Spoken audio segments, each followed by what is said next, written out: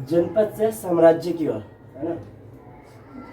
इसमें टॉपिक्स पढ़ना है महाजनपद, नए धर्मों का उदय, मगध का उदय, मौर्य साम्राज्य का उदय, कौटिल्य, मैगस्थनीज और विशाखदत्त, ये तीनों राइटर्स हैं, ठीक है। उस टाइम के विद्वान थे, ठीक है, राजदूत हैं और ये लेखक हैं, विद्वान हैं।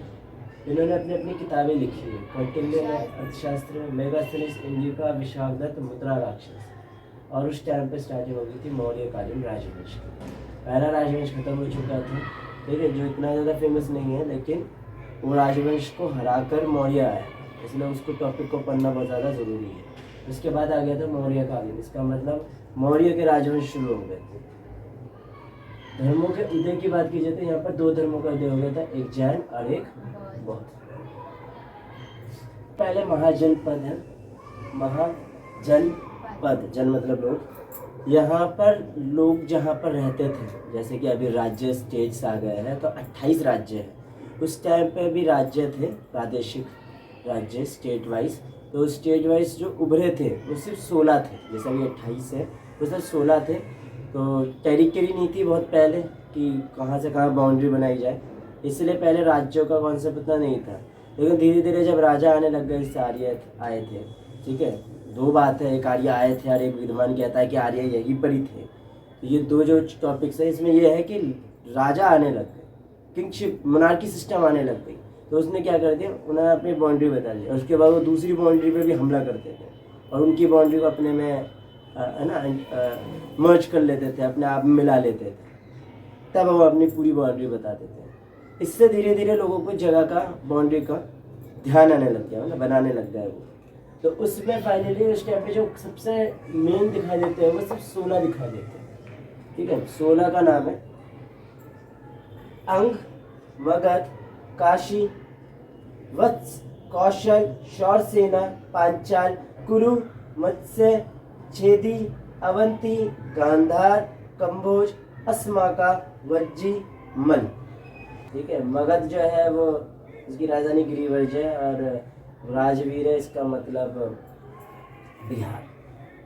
काशी, काशी है जो बनारस है, ठीक है। वत्स कौशाम्बी है जो इलाहाबाद में है, उत्तर प्रदेश, ठीक है, जो आज का प्रयाग है ना, प्रयागराज है। कौशल श्रावस्ती है जो पूर्वी उत्तर प्रदेश है। शौरसेना मथुरा में है, जो आज का मथुरा है, जब उस टाइम पे शौरसेना कहा जाता था। पांचाल आही क्षेत्र और कांपिल्य जो पश्चिमी उत्तर प्रदेश है। कुरु इंद्रप्रस्थ है जो मेरठ दक्षिण पूर्व हरियाणा है। मत्स्य विराटनगर जो जयपुर है। छेदी, सोठी, वाटी, बांदा जो आज का बुंदेलखंड है। अवंती, उज्जैन, महिष्मती, मैंने कहा था ना महिष्मती बाहुबली वाला है अवंती, ठीक है। मध्य प्रदेश और मालवा था, साउथ में था, इंडिया के डेक्कन में आ जाता था, जो साउथ भारत की तरह नीचे आ जा रहा है। यहाँ पर ये बाहुबली वाला है। गांधार, तक्षशिला जहाँ के चाणक्य थे, कौटिल्य चाणक्य थे जहाँ के, एक ये न्यू वन देख लेंगे और पौराणिक में देख लेंगे तो गांधार से गांधारी आई थी, इसका मैंने बताया था, आँख में पट्टी बांध ली थी। जो आज का रावलपिंडी है जो कहाँ पर है, पाकिस्तान में। कंबोज जिसकी राजधानी है पुंछ, जो है रजौरी और हाजरा, कश्मीर। अस्माका पैठान जो गोदावरी के किनारे है। वज्जी वैशाली होता है, जो वैशाली है आज का। मल कुशीमारा जो देवरिया और उत्तर प्रदेश में, तो लगभग उत्तर प्रदेश, साउथ का एक अवंती ले लेते हैं और वेस्ट में जाते हुए रावलपिंडी ले लेते हैं जो पाकिस्तान पहुंच जाता है। ये कुछ टाइम का है, जो आज का अगर नाम सुनोगे तो आपको बड़े झट से पता चल जाएगा, रावलपिंडी, हाँ जी भाई पाकिस्तान का एरिया पहुंच गया, ठीक है। क्या नाम है, काशी बोलेंगे तो आप समझ जाओगे बनारस का एरिया है, आप बनारस बोलेंगे तो समझ जाओगे, उत्तर प्रदेश बोलूँगा तो समझ जाओगे, क्योंकि आपने अभी का पढ़ा है। लेकिन उस टाइम पर उत्तर प्रदेश जैसे कोई जिक्र नहीं था। दो ही धर्म थे, जैन धर्म जो वैसे तो बहुत से आए थे लेकिन 24वां तीर्थंकर थे ये, और इनका नाम था महावीर जैन, उन्होंने इसे संस्थापक ऐसे माना जाता है। तो जैन धर्म को क्या गया था महावीर, और बौद्ध धर्म का क्या गया था गौतम। ठीक है। तो दो धर्म वहाँ पर उभर के आए थे क्योंकि लोगों का ध्यान रुख उस तरफ ज़्यादा बदल रहा था। वहाँ पर पढ़ रहा था कि ये बौद्ध और ये जैन जो है वो ऐसे है जिसमें आपको बोझ कम मिलता है, आपको सहूलियत ज़्यादा मिलती है, आपसे भेदभाव नहीं किया जाता, नो डिस्क्रिमिनेशंस। तो ऐसे चीज़ से लोगों को ये धर्म के रुख थोड़ा ज़्यादा अच्छा हुआ था। वहीं पर अगर हम पुराने देखा जाए तो वैदिक धर्म बहुत सारे कर्मकांड करवाता है, जिनका मतलब यज्ञ का मतलब है, कर्मकांड का मतलब बहुत सारे यज्ञ करवाएंगे आपसे, बहुत सारी चीज़ें, और उसमें कईयों को भाग लेने नहीं दिया जाएगा, कईयों को ज़रूर भाग लेना है, कईयों को ज़रूर भाग नहीं लेना है। इस तरह से भेदभाव रखोगे तो उससे धीरे धीरे लोगों का यहाँ से मन हटने लग गया। और किस तरफ आने लग गया, कोई दो नए धर्म जो बिना भेदभाव के, बिना किसी लूटपाट के चलता। क्योंकि उस वैदिक वाले में देखा जाएगा तो वो हर चीज़ यज्ञ करने के लिए किसी न किसी तरह से अमाउंट लिया जा रहा है आपसे। तो इससे लोगों का यहाँ से हटके यहाँ ध्यान आ गया कि ये बेस्ट है। इससे वो डायरेक्ट भगवान से जुड़ने के लिए कहते हैं। बीच में कोई भी आपको नहीं मिलेगा कि वो आपसे यज्ञ करने के लिए पैसे ले रहे हैं। ठीक है। अब इनको सपोर्ट करने के लिए सबसे पहले जो आए थे तो 4 है हमारे पास, क्षत्रिय, ब्राह्मण और वैश्य, शूद्र। शूद्र ने तो कुछ नहीं किया, लेकिन वैश्य जो है उनके पास पैसे हैं, तो उन्होंने सबसे ज़्यादा सपोर्ट किया था इन दो धर्मों को प्रचार के लिए। तो 16 महाजनपद में मैंने बोला था सबसे जो इम्पोर्टेंट है वो है मगध। मगध का उदय होने लग गया, क्योंकि मगध का उदय का मतलब नहीं है, मगध के उदय का कॉन्सेप्ट ये है कि मगध शक्तिशाली होने लग गया। एक स्टेट जो स्टेट है वो स्टेट उदय कैसे हो जाएगा? स्टेट उदय का मतलब ये हो जाता है कि जहाँ वो स्टेट हल्के लेवल में चल रहा होगा, लोग वहाँ रहते भी आए होंगे, खेती बाड़ी भी करते हुए आएंगे, लेकिन वो इतना फेमस नहीं है। वो फेमस कैसे होने लग गया?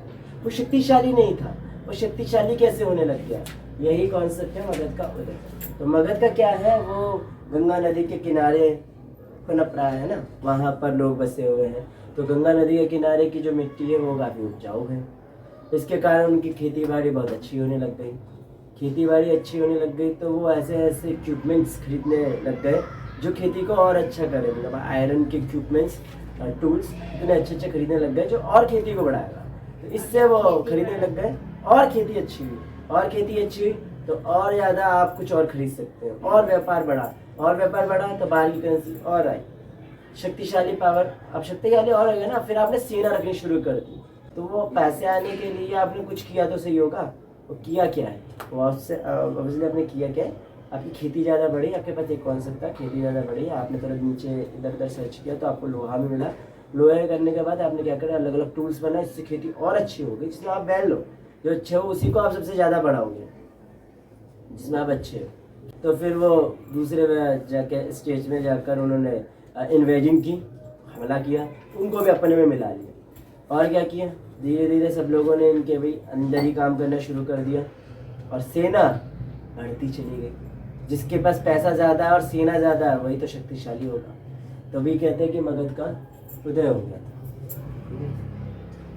तो इसके बाद आ जाता है मौर्य साम्राज्य का उदय कैसे हुआ था। तो मौर्य साम्राज्य के उदय से पहले, मौर्य साम्राज्य से पहले वाले का पढ़ते हैं। इससे मिलने वाला जो भी अनाज है वो हमारा हो जाएगा, उससे मिलने वाले जो भी आयरन टूल्स हैं वो हमारे हो जाएंगे, उससे मिलने वाला जो भी खनिज है वो हमारा हो जाएगा। इसलिए लोग एक दूसरे के में संघर्ष करते रहते थे, हराने की कोशिश करते थे। तो वहाँ शक्तिशाली राज्य के रूप में मगध उभरा था। मगध का पहला महत्वपूर्ण शासक जो है ना, बहुत से शासक हुए होंगे लेकिन नाम नहीं है, ठीक है। तो इसमें से एक शासक है जिसका नाम है बिंबिसार, जो 544 ईसा पूर्व से 492 ईसा पूर्व के दौरान 52 वर्षों तक शासन करता था। ये 3 पक्षीय नीति ने अपनाई इसने, वैवाहिक करना, शक्तिशाली शासकों से मित्रता और कमजोर पड़ोसी पर विजय। 3 तरह का इनका टॉपिक था। एक जिसमें ये क्या करते थे, विवाह करके कॉन्सेप्ट ही खत्म, लड़ाई का कोई जरिया ही नहीं है। सामने वाले से दोस्ती, विवाह का कॉन्सेप्ट कर लो, अब जब शादी हो जाएगी तो फिर वो क्यों लड़ेगा। जो भी शक्तिशाली है उससे मित्रता कर लो, जब दोस्ती कर लोगे तो दुश्मनी करने के चांसेस थोड़े कम हो जाएंगे। ऐसे नहीं कि कभी होगी नहीं, कि अगर कोई किसी को दोस्त बना लिया तो कभी दुश्मनी नहीं बन सकते हो सकता है, लेकिन इसके चांसेस बहुत कम हो जाते हैं। क्योंकि अगर दोस्त है तो वो भी सोचेगा कि दोस्ती है, दोस्ती में निभाते हैं, दुश्मनी क्या करें, तो सबसे पहले बीच का रास्ता निकालने की कोशिश करेंगे दोनों। और जो तीसरा है, सबसे लास्ट वाला जो है, उसमें देखते हैं कि आसपास अगर थोड़े कमज़ोर पड़ रहे हैं तो उस पर हमला करके वो कमज़ोर वालों को अपने पास ही बढ़ा लो, अपना एरिया बढ़ा लो, उनकी सारी चीज़ें अपने पास रख लो एरिया। कौशल के जो राजा है प्रसेनजीत, ठीक है, उनकी बहन से शादी कर ली थी क्योंकि उन्होंने कहा ना विवाह कर लेंगे, विवाह करना बहुत अच्छी स्ट्रेटेजी है। यही नहीं, इन्होंने नहीं, हर किंग का लगभग एक ही स्ट्रेटेजी यही रहती है। 2 शादी होती है, एक जो उन्होंने अपने मन से की होती है, स्वयंवर में जाकर उन्होंने एक मन में से शादी करते हैं। सेकंड में शादी जो होती है ना वो बहुत सी होती है, और वो इसलिए होती है एक राजनीतिक मकसद से, हमारे बीच में अगर कोई लड़ाई वड़ाई हो रही तो उससे रोकने के लिए शादी कर लेते हैं। बताया कि उसके पास काशी था, दहेज में कुछ लाना है ना, पूरे काशी का स्टेट उसके नाम कर दिया, काशी अब आपका, ये अपने घर ले आया बिंबिसार। और 1 लाख सिक्कों का लगान भी वहाँ से मिलता था। स्टेट का मतलब क्या है, मिट्टी का क्या करेंगे, ज़मीन का क्या करेंगे हम, कि खेती होगी और उसमें से हम लगान वसूलेंगे। ये है स्ट्रेटेजी, किसी को दहेज में ज़मीन देने का मतलब, तो वहाँ से लगान वसूलते हैं। लगान काशी पर नियंत्रण और प्रसेनजीत के साथ मित्रता से मगध को अन्य क्षेत्रों पर भी ध्यान केंद्रित कर दिया। और आगे देखा जाए तो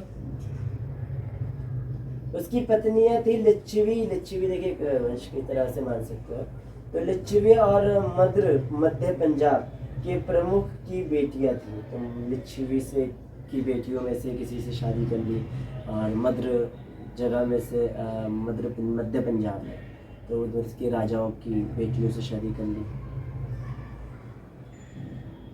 इसने अंग देश के राजा ब्रह्मदत्त को हराकर इस पर विजय प्राप्त की। अब अंग का नाम सुना होगा आपने, अंगराज कर्ण, कर्ण थे ना अर्जुन और कर्ण, तो पूरी लाइफ टाइम कोशिश करता था, लाइफ टाइम कोशिश किया है उसने कि उसकी चीज, उसकी काबिलियत को लोग सहारे, चार तारीफ करे उसकी कि उसकी टैलेंट कितना अच्छा है, लेकिन लाइफ टाइम उसे वो मिला नहीं क्योंकि उसने गलत संगत रखी थी। इसमें कॉन्सेप्ट है, देख लीजिए, इसमें भी एक सीख है। उसने इतने लाइफ टाइम कोशिश की, रियलिटी में बंदा अंदर से बहुत अच्छा था, बहुत अच्छा बंदा था, मदद करता था, लोगों की बेइज्जती नहीं करना चाहता, बहुत अच्छा बंदा है, और लाइफ टाइम उसका कितना सही है, लेकिन उसने उसको फिर भी लोगों ने नहीं किया। नहीं, सिर्फ झूठ तो लोगों को पता ही नहीं था ना, वो तो उसने परशुराम से बोला, वो झूठ उसको लोगों को कैसे पता चलेगा। इसकी संगत ने फाइनली क्या कर दिया, वो इतना अच्छा है सब जानते हैं, लेकिन फिर भी किसी ने उसकी तारीफ नहीं की, क्योंकि इसकी संगत दुर्योधन, दुशासन, शकुनी है, इनके साथ उठना बैठना, इससे इसकी भी किसी ने तारीफ की। इसका मतलब करता ही नहीं, अब अच्छे जानते हैं, मैं ड्रिंक करता ही नहीं हूँ, वो भी अच्छे से जानते हैं। अब मैं जहाँ पर 2-4 लोग पी रहे तो वहाँ बैठ गया तो 4 लोग क्या सोचेंगे, यही सोचेंगे ना। अब वो जानते कि भाई सामने से तो नहीं बोलेंगे, लेकिन वो मुझे पसंद नहीं करेंगे, क्योंकि उनको लगेगा कि जब ये इनके साथ बैठता है तो क्यों बैठता है, ये भी बेकार ही है, ये कर्ण के साथ सबसे, वो ये बात समझ नहीं पाया, उसको बात समझनी चाहिए थी। तो भाई पांडव के पास भी मत जा, तो कर्ण के पास भी मत जा, निकल लेना, तीसरा रास्ता पकड़, तो शासन के पास भी मत जा, इधर भी मत जा, निकल जा भाई तीसरे में। खराब रास्ते, सही रास्ते में नहीं जा सकता तो कम से कम खराब रास्तों में मत जा। ये सीख थी, उधर से सीख मिली है। पुराण अच्छे होते हैं या सच होते हैं ये तो नहीं पता, लेकिन वो सीख देते हैं, सीख लेना चाहिए। तो यहाँ पर कौन सा विषय आता है मैंने, ये तो सीख देने के लिए। दूसरा ये जो राजा था ना, जिसका कर्ण जहाँ का राजा था, वो अंग था, तभी अंग का नाम दिया ना, अंगराज कर्ण कहा जाता था, क्योंकि वो अंग जो है दुर्योधन ने उसे दिया था ताकि इसको कोई नाम मिले, इसको एक पहचान मिल जाए। अब इसीलिए वो सोचता था कि मैं कर्ज में हूँ, मुझको किसी ने नहीं प्यार दिया लेकिन इसने दिया, लेकिन वो नहीं देखता था उसने बड़ा उसमें दिया, तुम्हारी टैलेंट देखने के बाद उसने दिया है, पहले नहीं दिया। टैलेंट देखने के बाद सोचा कि अर्जुन को कोई हरा सकता है तो तुम हो, इसलिए तुम्हारा फायदा उठाने के लिए किया है उसने, तुम वो नहीं देख रहे। दोनों के समकालीन थे बिंबिसार, बुद्ध भी उनके टाइमलाइन पे थे, जब बिंबिसार थे ना तब बुद्ध भी थे और महावीर भी थे। या तो बिंबिसार को आत्महत्या करने में मजबूर कर दिया गया था या तो उनको मार दिया गया था, और ये गद्दी के टाइम पर इस सिंहासन के लिए ये सब चीज़ चलती रहती है। इसके लिए सबसे बेस्ट गेम ऑफ थ्रोन्स देखना है, वेब सीरीज अकेले देखना, लेकिन फैमिली वाली नहीं है, फैमिली टाइप नहीं है, सीन बड़ा है उसके अंदर, लेकिन वो समझाता बड़ी बात है कि गेम ऑफ थ्रोन्स, एक थ्रोन के लिए लोग किस तक जाते हैं, लोग क्या क्या स्ट्रेटजी लेते हैं। बहुत दिमाग वाला वो है। वेब सीरीज़ मैंने देखी है पूरी की पूरी, 9 सीरीज़ पूरी देखी है मैंने गेम ऑफ थ्रोन्स लैपटॉप में। मैं देखा कि लोग कितना ज़्यादा पागल हो जाते हैं ऐसे थ्रोन्स को लेकर। जब थ्रोन मिल जाता है तो कितने पागल हो जाते हैं। मतलब नॉर्मल बहुत अच्छे थे, जैसे कि तुगलक बहुत अच्छा था, बहुत तेज़ था, दिमाग तेज़, लड़ने में अच्छा, और जैसी गद्दी मिली पगला गया। तो अजातशत्रु बहुत ही ज़्यादा आक्रामक था, लड़ाई बहुत ज़्यादा था, प्रसेनजीत से उससे लड़ाई होगी, जबकि देखिए प्रसेनजीत के ही उनके रिश्तेदार लग रहे हैं, उन्हीं से लड़ाई हो रही है। तो बिंबिसार के साथ उनका दुर्व्यवहार की वजह से वो नाराज थे। उसने अजातशत्रु की माँ से जो दहेज में काशी मिला था, उसके पिता बिंबिसार को काशी मिला था ना, वो वापस मांग रहे हैं प्रसेनजीत कि भैया मेरे काशी मुझे वापस दे दो। पर तो अजातशत्रु कह रहा मैं नहीं दूंगा।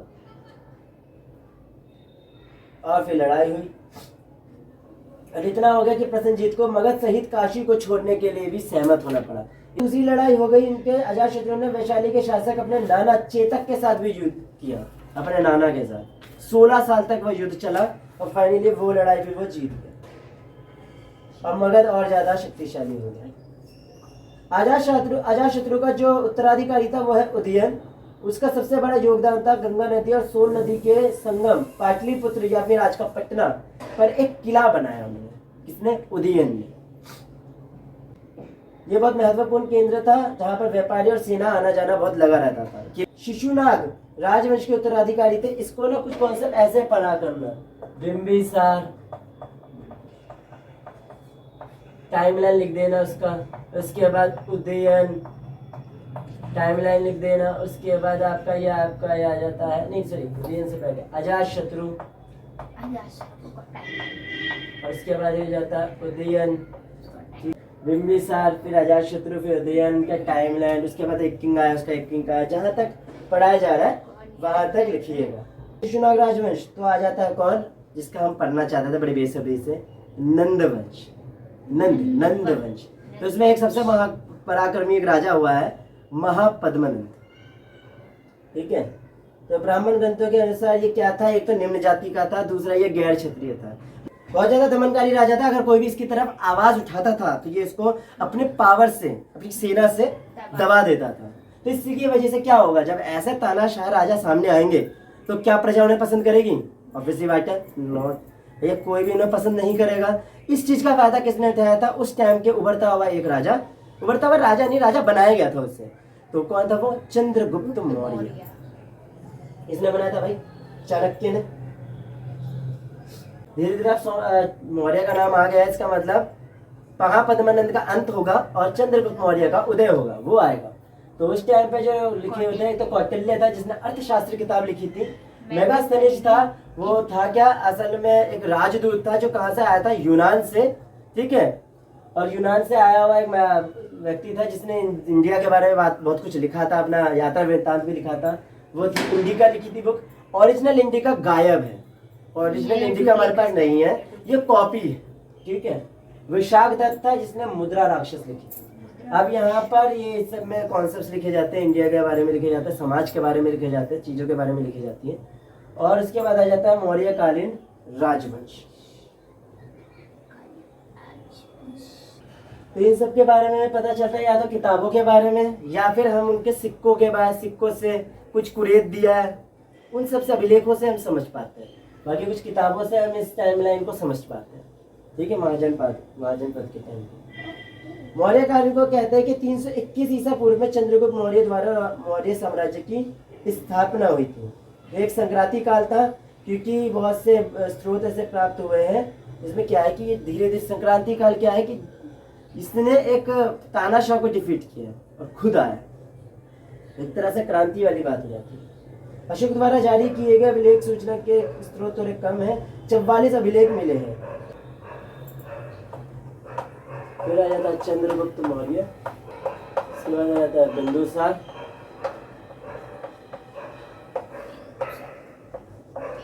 इसके बाद आ जाता है अशोक।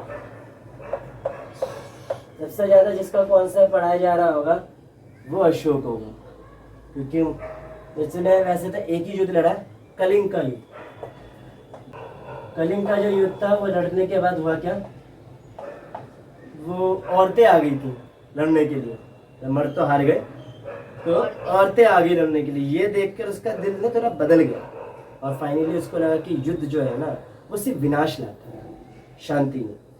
और बुद्ध को ये बहुत ज़्यादा अडेप्ट करने लग गया। होता है ना कि उस टाइम पर ही कोई और आता है जिसको देखकर आप थोड़ा हावी हो जाते हो, जिसको आप कभी देख नहीं रहे थे, और अचानक से होता क्या है, जब आपके लाइफ में कुछ गुजरता है ना और तब वो दिखता है, तब आप उसे अडेप्ट कर लेते हैं। तो उस टाइम पर बुद्ध होगा, बुद्ध की कहानियाँ भी होगी, बुद्ध की किताबें भी होंगी जातक, लेकिन उससे कोई फर्क नहीं पड़ा उससे। लेकिन जब ये हादसा हुआ तो उससे फर्क पड़ा, और वो इतना ज़्यादा इससे ज़्यादा हो गया कि उसने हर जगह पर भेजा, अपने बच्चों को भेजा प्रचार करने के लिए। और अशोक ने एक ही लड़ाई लड़ी और ये सबसे ज़्यादा फेमस हो गया। 321 से 297 ईसा पूर्व।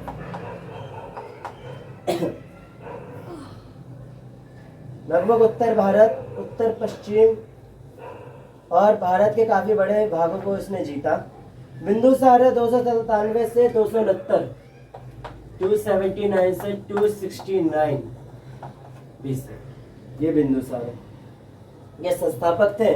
फिर इसके बाद इन्होंने राजगद्दी को संभाला। उसने यूनान के लोगों के साथ परस्पर व्यापार किया, सांस्कृतिक आदान प्रदान किया, अपनी संस्कृति वहां डाली, उनकी संस्कृति अपने पास रखी। इस तरीके से उनकी किताबों का जैसे फेर फेर समझ लीजिए, उनकी किताबें पढ़ी, अपनी किताबें दी, संस्कृति बताई एक दूसरे की, है ना।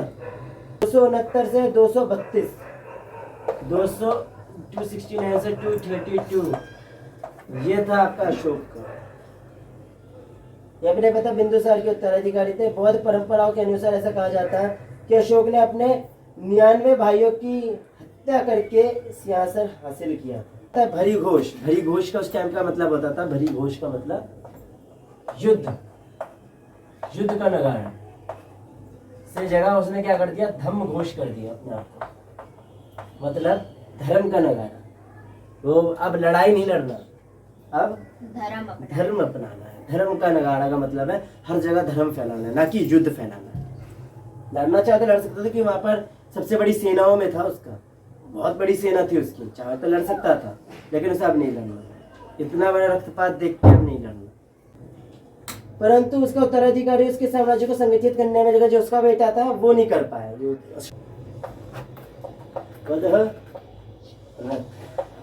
अशोक का बेटा वो असफल रहा। 187 ईसा पूर्व, 187 बीसी में। और इसके बाद क्या हुआ था, शुंग वंश का राजा हुआ था। देखिए भद्रथ ने क्या किया था, उसका जो सेनापति था वो था पुष्यमित्र शुंग, ये शुंग लिखा हुआ है, शुंग भी है, शुंग, पुष्यमित्र शुंग, पुष्यमित्र शुंग इसका सेनापति है।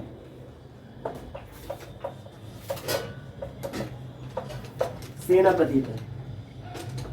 उसने क्या कर दी भाई, इसका भद्रथ का हत्या कर दी। इसके सेनापति था, उसने इसकी हत्या कर दी।